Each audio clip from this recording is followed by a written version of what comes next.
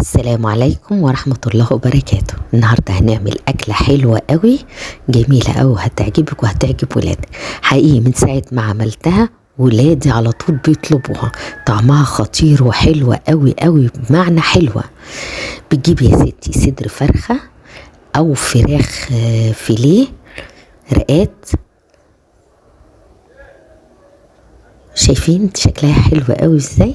طلعها لكم اهي دايبه وجميله قوي ومحشيه وجميله وطعمها حقيقي رهيب. نسمي الله ونقول بسم الله الرحمن الرحيم. بتجيبي بقى فراخ فيليه وبتجيبيها تفرديها زي ما انت شايفه كده، عايزينها كلها سوا واحد. وبعد ما بتفرديها بالطريقه دي بتتبليها، بتحط لها البهارات وتحط لها رشه جوز الطيب وفلفل اسود وملح، وتروحي متبلاها حلوه قوي وتديها عصره ليمونه وتبشري لها بصلايه صغيره كده وتسيبيها تاكل في ملحها شويه كده، يعني شويه ملح برضو على التوابل. تسيبيها مع بال ما وضب الخضار بتاعتها والحاجه بتاعتها تكون شربت التتبيله بتاعتها. الخضار بتاعها بقى يا ستي عباره عن فلفل الوان، الفلفل بقى اللي يعجبك، احمر اخضر اصفر. انا المتاحه كان عندي فلفل اصفر واخضر، ولو حطيتي معاها احمر بيبقى جميل قوي برضه. بتبداي تقطعيه شرايح زي ما انت شايفه كده، شرايح رفيعه كده. انا احتجت لها نص قرن فلفل زي ما انتوا شايفين كده، ونص برضه اخضر، شرايح بالطريقه دي. دول احنا بنسيبهم شرايح زي ما هم، ما بنقربش منهم في الكبه ولا حاجه، لان هنحطهم حشو في النص زي ما هم كده. نجيب بقى قرنين فلفل حامي، 2 فلفل حامي. لو انت مش حابه تحطي حامي حطي رومي، ده هيبقى في الخلطه اللي هنضربها في الكبه. الفلفل الحامي ده مع كام بصله. انا مكتره البصل زي ما انت شايفه كده لان انا هعمل معاه مكرونه، فباخد الحشو ده بحطه كمان مع المكرونه، بيبقى طعمه حلو قوي مع المكرونه بالصلصه. انا هنزلها لكم فيديو بعد دي، هوريكم المكرونه انا عملتها ازاي، طعمها خطير قوي مع الفراخ. بقطع بقى كميه البصل. طبعا انا قلت لكم ما باخدش الكميه كلها احطها على الفراخ، لان بشيل جزء بحطهم مع المكرونه. واروح جايبه شويه توم، كام فص توم كده حلوين كتير كده، واقشرهم احطهم معاهم، لان هحطهم في الكبه برضو يتضربوا معاهم. وكام عود كزبره خضراء، ومعاهم عودين كرفس. هقطع تقطيع عشوائي كل الحاجات اللي هضربها في الكبه، تقطيع عادي يعني، مش لازم صغير لانها هتضرب في الكبه. خلاص احنا قطعنا الخضره بتاعتها، وبتحضري كام عود سبانخ، بتاخدي الورقه بتاعتهم بنقطعهم، دول ما بنضربهمش في الكبه، بتقطعيهم تقطيع كبير شويه يعني، مش صغير قوي زي ما انت شايفه التقطيع ده.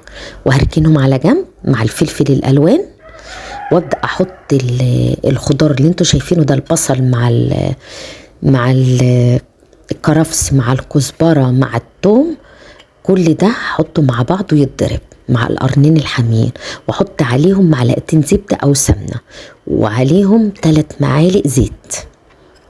المتاح عندك يا زبده يا سمنه اللي موجود عندك.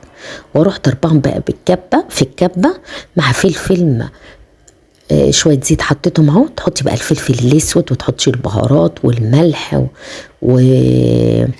ورشه جوز الطيب وفصين حبهان، وتضربيهم مع بعض. انا بعد ما ضربت بقى الحاجات دي افتكرت ان انا ما حطيتش التوابل والملح والثوم، ما حطيتوش. انت بقى تحطي كل ده على بعض بالثوم بالملح بكله وتضربيه على بعض. انا ما افتكرت بقى ان ما حطيتوش، دقيت الثوم وحطيته عليها كام فص ثوم زي ما انت شايفه كده، 5 فصوص ثوم وحطيته عليهم. ورحت حاطه بقى التوابل والملح، ورحت مقلباهم في بعضيهم كده. احنا جهزنا الخلطه بتاعتها.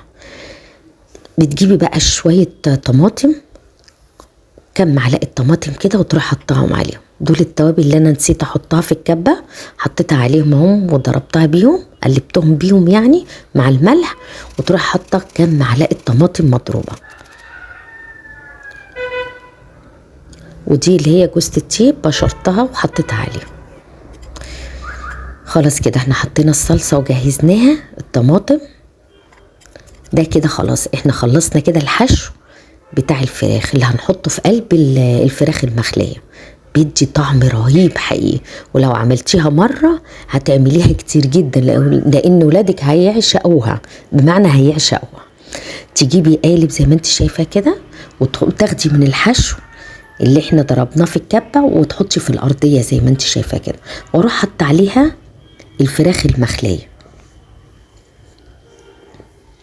بفرش طبقة زي ما انتوا شايفة كده، لان هي بتتعمل من طبقتين، واحدة بحطها في الارضية كده واروح حاطة الحشو عليها، كل واحدة احط لها الحشو بالطريقة دي، وحشو طبعا في الارضية من تحت، بفرش شوية كده في ارضية القالب. وبعد كده اروح حاطة السبانخ اللي انا قطعتها، ورق السبانخ عليها كام ورقة كده، ما تخافيش مش هتغير طعمها ولا حاجة، السبانخ بتبقى روعة مع اللحوم والفراخ. وبعد كده احط الفلفل الالوان عليها بالطريقه دي. استخدمت نص كيلو فليه، احط الاحمر والاخضر، لو يعني عندك احمر حطي، والاصفر، جميع الوان الفلفل بتدي شكل حلو قوي وطعم جميل. وبعد كده بجيب بقى رشه جبن كده واحطها، اي انواع جبن موجوده عندك جبنه بيضه، حتى لو جبنه بيضه هتبقى جميله قوي. بروح مديه رشه حلوه كده محترمه،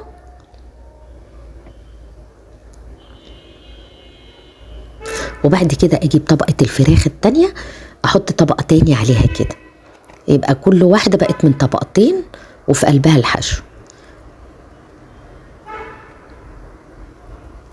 واروح جايبه برضو الحشو اللي انا عملته في الكبه حطها على الوش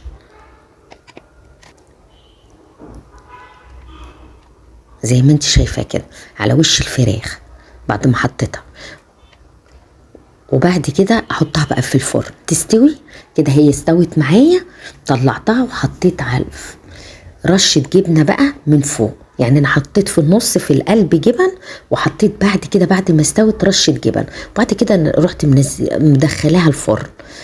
مجرد تسيح الجبن كده وتحمر خفيف كده وتطلع، تبقى بالمنظر ده. شايفين جميله قوي ازاي؟ حقيقي لو عملتيها مرة والله ما هتبطلي تعمليها، طعمها خطير بجد بجد.